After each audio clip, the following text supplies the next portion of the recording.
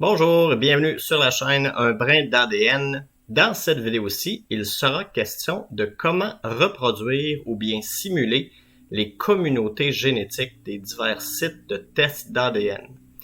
Donc, on se rappelle que sur les sites de tests ADN, il y a à la fois les origines ethniques, mais il y a aussi les communautés génétiques, qui sont des plus petits regroupements où est-ce qu'on met les individus en commun. Et la méthode utilisée notamment par Ancestry peut être reproduite ou simulée dans un logiciel open source comme Gephi.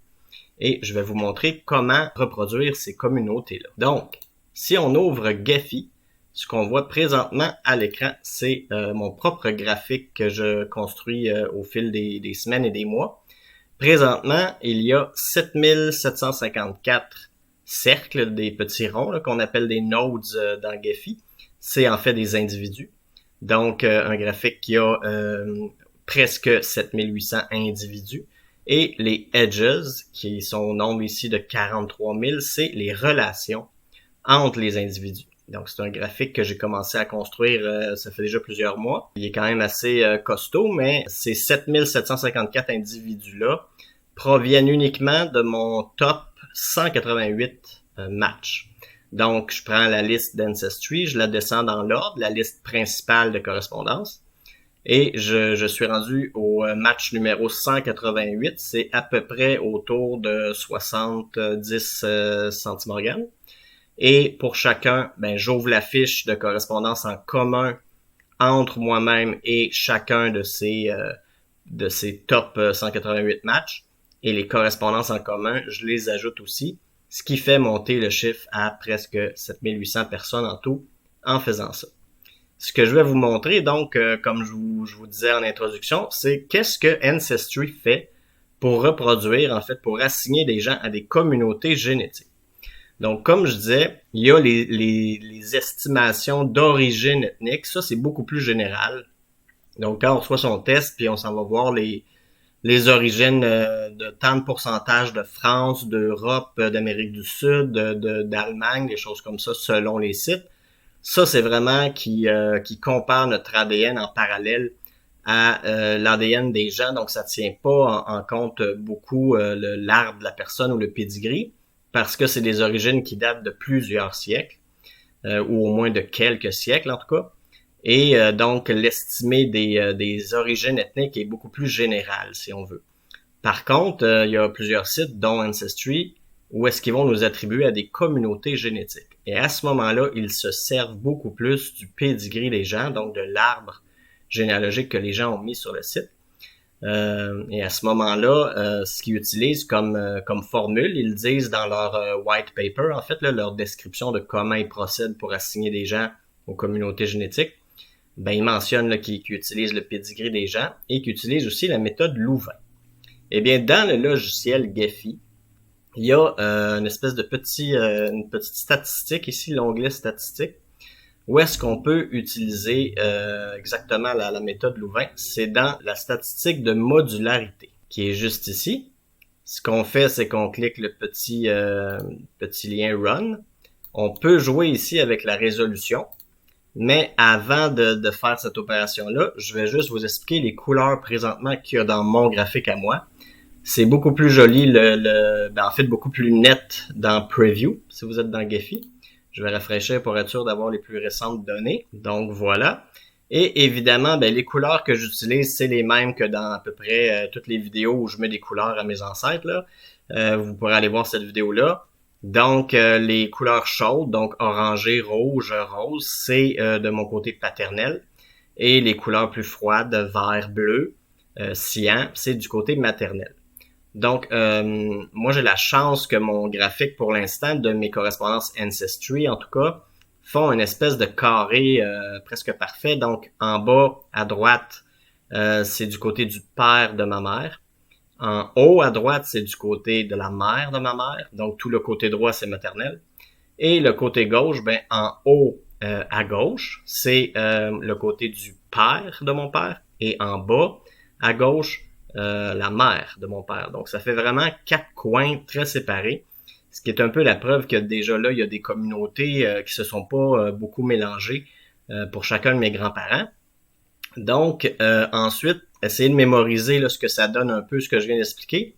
Et on va voir avec Gephi lui-même, en mode automatisé, ce que ça ferait si j'avais pas moi-même coloré, parce que les couleurs que vous voyez là, c'est moi-même qui les a colorées avec justement en corroborant les pédigrees, les arbres de chacun. Quand je mets une couleur à une correspondance, c'est que j'ai validé dans son arbre et avec les preuves de la lignée qu'effectivement notre ancêtre commun c'est telle ou telle personne. Ben là, à ce moment-là, je peux la colorer pour l'endroit de l'ancêtre commun positionné dans mon pédigré à moi. Évidemment, ça change dans leur pédigré à eux, mais étant donné que c'est mon graphique à moi, c'est les couleurs assignées selon les positions dans mon pédigré. Donc, si on revient à modularité, on fait run. On voit un peu là, on se rappelle un peu les couleurs que ça donne. Ça, c'est quand j'ai vraiment moi-même comparé chaque correspondance une à une pour affecter les couleurs. Ce qu'il ferait lui-même, en fait, je vais vous montrer s'il n'y avait pas de couleur en premier. Donc, j'irai dans les couleurs ici. Je mettrais une couleur unique qui serait noire. Donc, si j'avais été quelqu'un d'adopté, par exemple, et j'ai aucune idée c'est quoi ma famille, j'aurais pas pu corroborer les pédigrees, les arbres génétiques, ça aurait donné un graphique complètement noir comme ça. Donc, on voit quand même qu'il y a 4 coins. Donc, on se doute qu'il y a des regroupements de communautés quand même qui seraient là. Mais évidemment, je ne saurais pas quel est le nom de l'ancêtre commun. Donc, si je roule modularité, on va laisser la résolution à 1 pour l'instant. Il va nous dire combien de communautés il trouve avec cette résolution-là. Donc, dans son cas, il est en train de calculer. Et il nous arrive avec 8 communautés ici. Donc, c'est quand même pas si mal. On va voir où est-ce qu'il les a détectés. On reste dans couleurs, mais on prend partition. On est toujours dans apparence nodes, les couleurs partition. Et là, on prendrait modularité. Et si on les applique, lui, c'est comme ça, de façon automatique, selon les relations, la densité de relations entre les gens.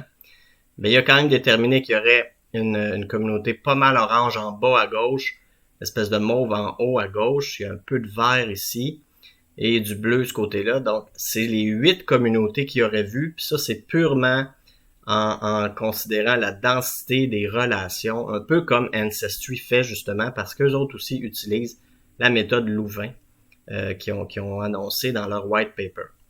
Donc ça, c'est avec 8 communautés. Si on veut valider, mettons, 4 communautés pour voir les grands-parents, on prendrait pas 1. Ici, ils disent qu'on a à diminuer le chiffre si on veut davantage de communautés, donc de plus petites communautés. Et on s'en va plus grand que 1 si on veut moins de communautés, donc de plus grandes communautés qui regroupent plus de gens. Il faut aller plus haut que 1. Voilà, 4 communautés. Ça a pris une résolution de 1.75. Donc, en théorie, avec ça, on reclique le bouton pour qu'il fasse les couleurs selon la classe de modularité. Et là, eh bien, il a mis les 4... on peut changer les couleurs aussi là, quand c'est trop semblable. On peut aller dans Palette et choisir une des couleurs qui préconise. Donc, admettons qu'on prendrait elle, peut-être qu'on verrait un peu mieux où est-ce qu'il les met. Voilà. Donc, il les met vraiment aux 4 coins. Et selon, toujours de façon purement statistique, là, avec la densité de relations, ben effectivement, il met des communautés dans les 4 coins. Ce qui ressemble un peu à ce que mes grands-parents dans les faits, là, en comparant moi-même un à un les matchs principaux et en leur assignant des couleurs, ben j'avais déjà déterminé qu'il y avait effectivement mes grands-parents sont comme dans chacun des coins du graphique. Donc, c'est par statistique et modularité.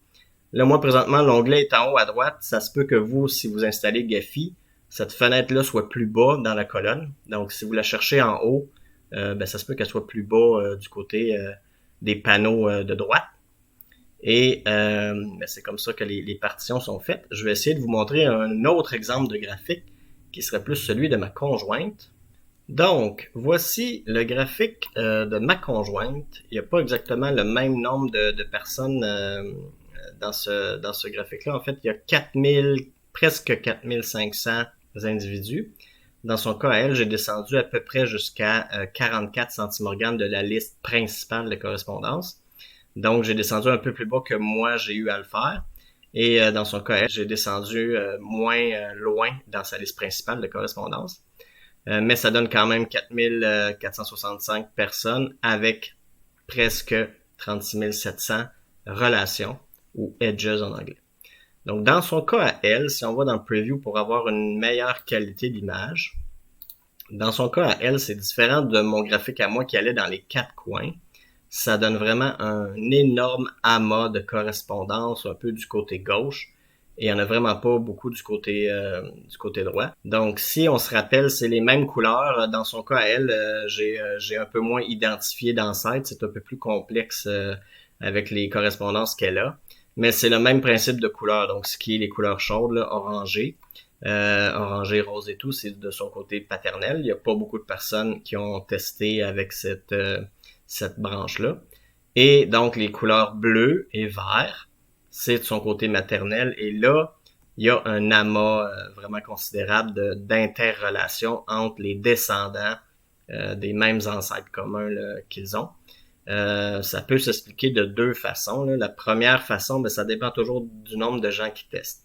Donc, on voit bien du côté, là, son côté paternel, il y a beaucoup moins de correspondance sur, encore une fois, c'est sur Ancestry. Eh bien, c'est dû à ce que cette communauté-là ne teste pas beaucoup. Il n'y a pas beaucoup de gens qui ont testé. Donc, Ancestry ne peut pas retourner de correspondance assez importante. Donc, ça peut être une raison. L'autre raison, ça peut être que, effectivement, à cause de l'effet fondateur, notamment au Québec, ben il y a eu pas beaucoup de gens qui sont venus coloniser là au début. Donc c'est un peu les mêmes individus qui sont en effet les ancêtres communs d'une bonne partie de la population, ce qui fait que plusieurs décennies plus tard, ben à peu près tout le monde au Québec là, qu'on appelle les Québécois de souche là entre guillemets, eh bien effectivement ils ont plusieurs ancêtres communs. Donc ça peut donner ça et effectivement du côté de sa mère c'est une communauté des gens qui viennent de la province de Québec depuis plusieurs décennies. Donc, ça peut être une deuxième raison qu'il y a tant de relations comme ça. Et si on essaie encore pour ce test-là d'aller voir la modularité, donc dans statistiques, on commencerait par mettre tout en noir pour bien voir juste le graphique sans les débuts de relation. On voit donc complètement le graphique en noir. Et si on roule la modularité, je tombe sur 4 directement. Donc, juste avec le poids des relations, la densité des relations, il sépare tout le graphique en 4 communautés. Et à ce moment-là, on retourne dans partition, la classe de modularité. On va essayer de prendre des couleurs assez différentes. Et à ce moment-là, voilà les 4 communautés de façon purement statistique et mathématique qui ont été trouvées dans le graphique. Donc, on voit que le côté bleu serait probablement son côté paternel, là, parce qu'on avait déjà identifié des gens en orange, en reprenant le code de couleur que je reprends un peu dans mes autres vidéos. Et ensuite, il voit 3 communautés là-dedans, mais largement une qui est beaucoup plus importante, là, qui est la jaune, un petit peu la rose en bas, et une petite communauté verte ici. Puis on voit le pourcentage qui affecte pour la part du graphique qui est occupé par ces communautés-là. Donc, il y a plus de la moitié du graphique qui est la communauté jaune, la communauté numéro 2. On va essayer de le rerouler pour avoir 8, donc les arrière-grands-parents. Donc 8, en théorie, nous, ce qu'on espère, c'est les arrière-grands-parents. Mais encore une fois, ça veut pas dire que c'est aussi automatique que ça. Là. Il y aurait des recherches à faire. Mais en termes purement statistiques et mathématiques, voilà les 8 communautés. En théorie, là, si le nombre de correspondances était totalement équitable et que chacun des côtés des arrière-grands-parents avait testé non seulement avec le même nombre de correspondances, mais avec le même poids de centimorgane pour chacun, mais là, ça pourrait donner les arrière-grands-parents, mais évidemment, c'est pas aussi bien départagé que ça dans la vraie vie. Des fois, on a des branches qui ont beaucoup plus testé, des gens beaucoup plus proches de soi qui ont testé dans une branche, donc ça peut jouer en compte ici. Donc, on prend pas pour acquis que c'est les arrière-grands-parents. Simplement que avec encore une fois là, avec la densité des relations, ben il a séparé le graphique en 8 comme ça. Si on veut une meilleure résolution, une meilleure image, un meilleur rendu, c'est dans Preview. On peut jouer un peu avec les configurations ici, mais sinon, il ferait les couleurs de ce graphique-là avec les 8 communautés. Il les ferait de cette façon-là. On peut ici jouer non seulement avec l'épaisseur des des edges, donc des relations, c'est les lignes. Donc si on les mettait évidemment plus intenses, ben on les verrait plus dans le rendu du graphique. Mais on peut aussi jouer avec l'opacité. Donc si on veut surtout se concentrer sur les cercles, donc les gens, et on veut pas qu'il y ait trop de couleurs qui nous aveuglent, ben on peut non seulement jouer avec l'épaisseur des traits, mais aussi leur opacité. Donc on pourrait dire je veux presque pas les voir, 5% d'opacité. Mais là, à ce moment-là, on se concentrerait beaucoup plus sur les cercles. Et des fois, ça aide peut-être à mieux voir là, justement que ici, il y a des mélanges de couleurs entre orange, jaune, vert, il y a même du rose encore. Donc, il ne met pas nécessairement tous les roses au même endroit, ou les fuchsias. Il y en a partout dans le graphique. Si on se fie au rendu ici, ben on voit là, que dans ce coin-là, il y a à peu près au moins 4 communautés, du bleu, du vert, du jaune, du orange, même du rose. Mais ça peut aider ensuite là, à prendre ces matchs-là et peut-être aller voir, encore une fois, toujours corroborer avec les pédigrees, les arbres des gens, pour vraiment trouver l'ancêtre commun. Mais ça peut quand même donner un bon graphique, même si on n'a pas trouvé l'ancêtre commun de chacun. Le fait qu'il appartient à la même communauté, ça peut aider. Donc, on peut faire un mélange de ces deux traitements-là. On peut en premier faire un peu comme j'ai fait. J'ai eu la chance de connaître mon arbre assez bien. Et il y a évidemment d'autres correspondances qui, eux aussi, leurs arbres sont assez complets. Ben, parfois, on peut simplement trouver quelques matchs significatifs.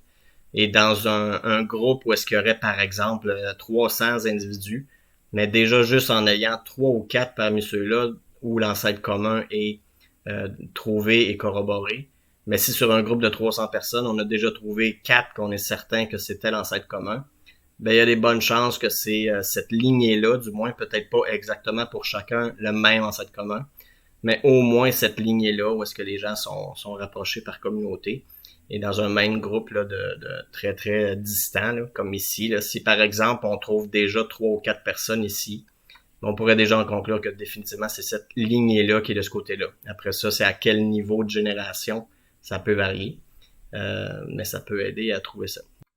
Donc, en résumé, si on veut essayer de reproduire les communautés génétiques, donc des regroupements beaucoup plus proches de soi, eh bien, on peut utiliser la modularité dans Gephi, qui utilise la même méthodologie, là, Louvain, que Ancestry, du moins, utilise eux aussi sur leur site.